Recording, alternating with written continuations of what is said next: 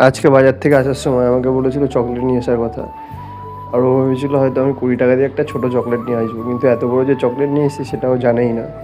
আর ও ওইদিকে রুমে শুয়ে মোবাইল দেখছিল, হঠাৎ মোবাইলটা অফ হয়ে যায়। তারপরে তোমরাই শোনো কি বলছি।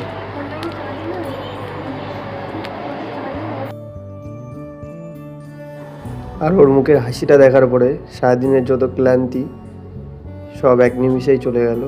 আর সত্যি কথা বলতে ছোটো ছোটো মুহূর্তগুলো হাসি খুশি থাকাই ভালো। আজকে সকালবেলা আমার বর আমার জন্য একটা বড় চকলেট নিয়ে এসেছিল। আমি তো তখন কিছু দিতে পারিনি, তাই সন্ধ্যাবেলা আমি ওর পছন্দের খাবারটা নিয়ে এসেছি। আমি কখন দিয়ে অপেক্ষা করছি, ও আমাকে বলে গেল 10 মিনিটে আসছি, আধা ঘন্টা হয়ে গেল, এখনও তার দেখা নেই। আমি কখন দিয়ে অপেক্ষা করছি, তোমার এখন আসার সময় হলো? কেন গো, কি হয়েছে?